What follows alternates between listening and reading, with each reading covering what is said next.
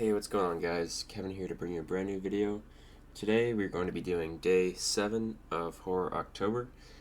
For today's film, we're going to be talking about Verónica, a Spanish film that I saw. This was actually one of the ones that was like on my list to watch last October, and I just didn't watch it. It was just one of those few that like just escaped me, and yeah, now I got to watch it now.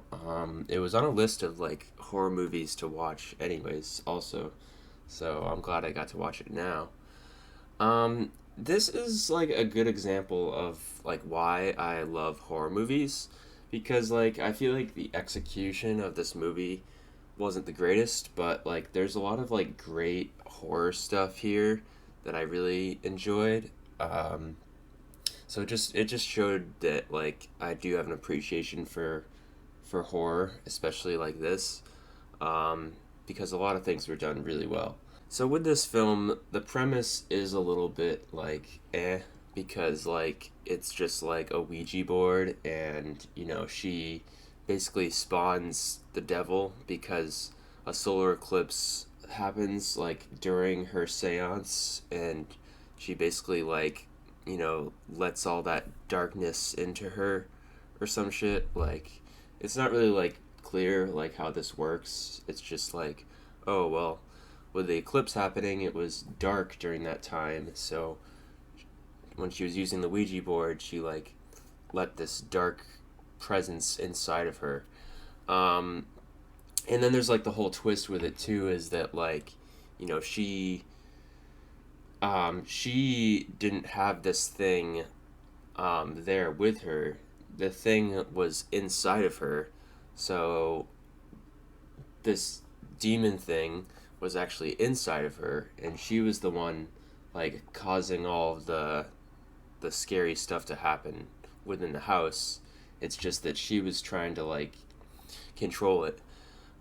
This is all a little bit like cliche, just like demon possession, Ouija board movies. Like there's nothing like super special here, and that's really what like hurts it the most for me.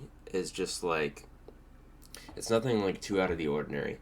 But I will say, like, I enjoyed a lot of like the horror of this all, because like there's a lot of great like visuals used with like the shots of the main characters, and um especially in like horrifying situations. There's like a shot when this girl is like in a hallway, and she's like looking around to see what this weird thing was, and she's like down the hall like trying to figure out what's going on.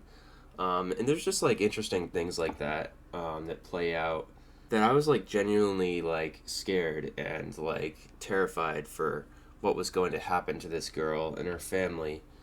um, yeah, they do a great job at creating those tense situations with the score and the visuals, and it it definitely got me good at times. And with the story too, this girl is like trying to take care of her brother and little sisters, because her mom um, isn't really there that often. And then she has to basically deal with whatever this is on her own, because her mom is basically never there. So that was kind of an interesting dynamic to see play out, because she's not that old either. She's like 15, but she's like trying to protect her younger siblings. So I did think that was cool to see that play out. And like this dramatic reveal of her being like the demon, I think they play it up to be more dramatic than it actually is, because, you know, I saw that and I was like, wow, that sucks. But then I was like, also, like, I'm not that surprised by it. Um, and yeah, but the unfortunate thing is that she doesn't survive this attack from the demon, which that was a little sad. But not going with the traditional cookie cutter ending. Gotta respect that. But yeah, there's like a lot of cool stuff here that I really respect. There was a couple times when she was like dreaming, that were like really fucking crazy. But at the same time, you could like tell it was a dream, but like still like it was really creepy at times. Like there's this one part where like she like wakes up, but she's still dreaming, but she like wakes up and her siblings start like chewing off her arm and like biting like her skin off, and like, okay, damn. There's a lot of great just like horror features in here. But yeah, this is a solid horror film. I would definitely recommend that you watch it. I'm gonna rate it a 8.4 out of 10. I know like people, depending on like who's viewing this, like different people might rate it lower because of like how cliche it might feel, and the fact that the story might not be all that exciting.